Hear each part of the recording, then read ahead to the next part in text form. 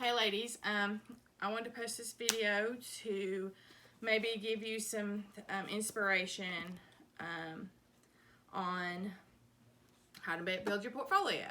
I felt like I really needed one when I went to my first interview. I just felt like I wasn't fully prepared. I'd even studied all the questions they may ask me. I mean, I still got the job offer, but it wasn't what I wanted. So I felt like I really needed to figure out a way to sell my experience. I know that I can do this. I want to be able to upsell myself. So I looked at the portfolio as a catalog of who I am and why I want to be a medical assistant and why they want me. So because I don't have the experience to actually put on my resume, you really want to make sure that it is full of proof that you've done the training, proof that you can do what they need you to do in their office. And it also shows that you're organized and that you're ready to enter the workforce, like you're ready to do this. So anyway, I'm going to explain to you what I got here is a binder, 3-ring binder, 1 inch, maybe not even that. I got it at the Dollar Tree, just $1. It's got this little plastic thing so you can slide your little thing down in. And on the front of it, I just have my medical assistant, lifting spirits, touching lives, Barbara Calloway, professional portfolio. Now you can keep this forever and ever and take it to any interview. Say you don't keep your job that you do get forever. You can always have it to take to your next job, and you can keep adding to it after you get more experience. So you're always looking to build this. So here we go. Here's my front page. It's the content page. And then I just got these little plastic covers from Walmart for 88 cents. And then the dividers I got at Walmart, it was a little like $4, but I felt like it was worth it because you could slide this little thing here into my printer and it actually printed out the label and it looked very professional and neat. But anyway, I have about me, my cover letter, my resume, goals, skills, hands-on training, and my workplace applications, my case studies, awards, and references. So I'm going to go over each one with you guys. So in my tab 1, which was the About Me, here's just a summary of me as from a professional point.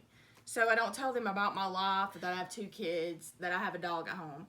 I tell them that I'm a recent graduate, that I was class president, just how I was a team player and how I succeeded in school. That's all you want to put there. And then I also put the assignment from our medical assisting orientation class, and where she told us to write the essay about ourselves and why we chose medical assisting. So I put that in there as well. And then I got my tab 2, which is my cover letter. Now, when you do your cover letter, you're going to want to put the cover letter from the interview in which you're going to in the front. I understand that you probably have sent a lot of resumes and you should be sending personalized cover letters for each one. You really don't want to use a generic one. I mean, they may not read the cover letter, but then again, they may. So you just want to make sure that you're safe there. In any others that I have, I just slide it in the back of that one. You can even turn around if you don't want them to be able to see. It doesn't really matter. Then you got your tab 3, which is my resume.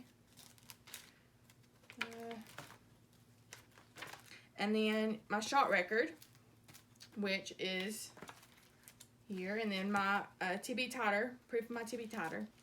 And then what I did was I actually printed off 3 copies of this and stapled them together and then slid them in the back just in case, you're at an interview and they need the proof of your shot records and they want to keep it on file or anything like that, you have it on hand. Okay, then you got your tab 4, which was my goals.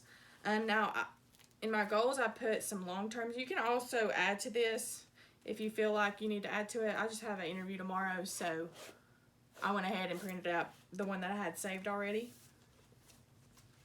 And also, I think it's very important in your goals that you put something about showing that you care. You want them to get your personality from your goals. You want your goals to meet up with their goals as a clinic or as a hospital or as whatever. So And it's good if you'll do some research on the company that you're going for the interview for, and look at their missions and their values and kind of use that to build your goal list. Okay, then I had my skills. Now behind my skills tab, I have action verbs here, like energetic, reliable, compassionate, professionalism. And then here I put some technical skills that actually relate to medical assisting, like familiar with correctly obtaining and documenting patients' vital signs, temp, blood pressure, pulse, respirations, weight, and height.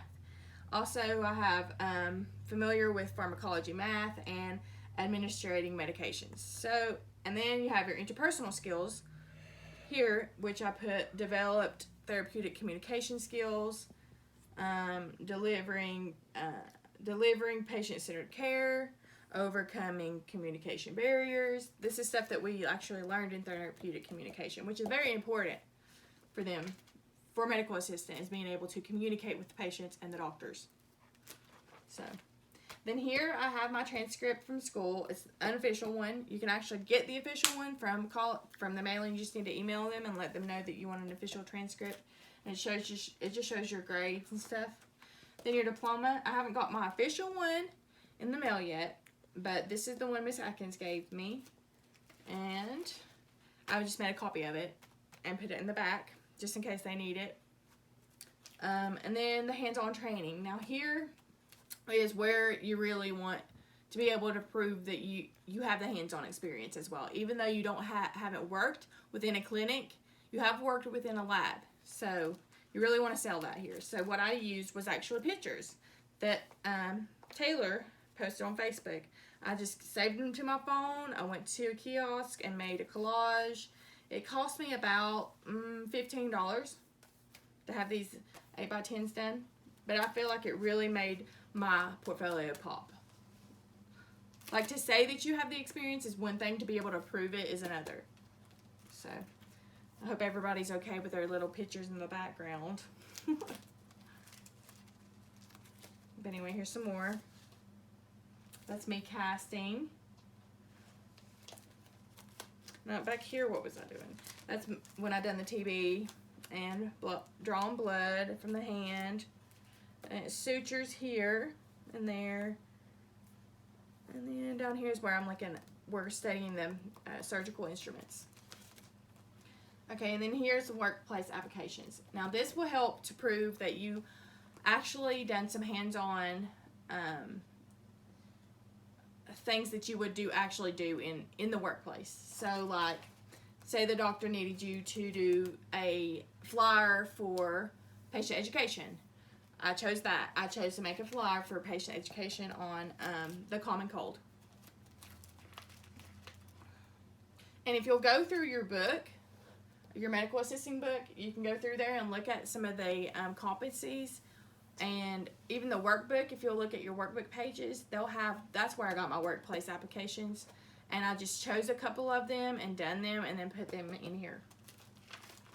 So, and like, here's the shot record. And you can also use this, say you do get the job, and and they don't have this posted up somewhere that you can just get to it. It's right here to show like when they need to be getting certain immunizations. Yeah, so, and then here's just a general medical history form for adults. So here it'll show you that, okay, you know how to fill one of these out. And here's the back of that. And then here's the assignment we did for the community resources. And then here's the order of draw, just if you need it for reference. Here is the OSHA bloodborne pathogen exposure control plan. It was a bit lengthy, but I thought it was a good idea to have in here to prove that you know what to do if you were exposed to a bloodborne pathogen. Like, it has all the steps that you would need to take, the policies, what each person needs to be doing, who it's enforced by, and it's just blanks, and you can actually fill it out if you want. I left mine blank. I made this based on a lot of research, so I just thought it would help to know that you know ASHA. And then here's my certification of completion, my MedCom for infection control. And then my HIPAA summary. And all I did was summarize HIPAA. It helps explain and prove that you know what HIPAA is, that you know why it's so important, that you know about the HIPAA privacy laws, and all that. So I put it here. Why we use it, what is HIPAA, what you need to know about it, the HIPAA summary, all that. Okay, then I have my case studies, which we done in class. I'm turned in. I had saved on my computer. I just printed them out. And then awards and honors. So here is actually where I put my like my scholarship awards that I won. And if you were on honor roll, you can add that here. I actually have to contact Maylin and get a letter because I don't think I ever got anything saying I was on honors.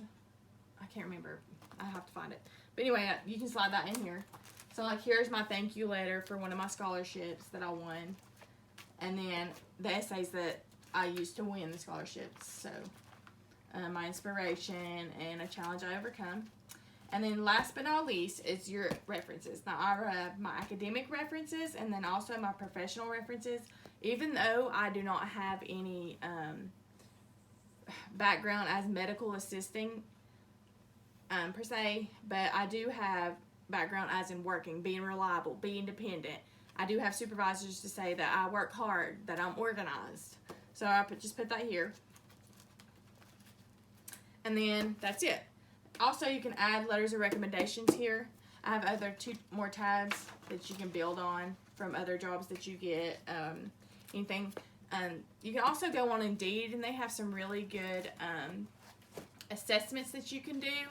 And you can actually put in here, like on my resume, it actually built on my resume, which is page 4 or 5. Let's see.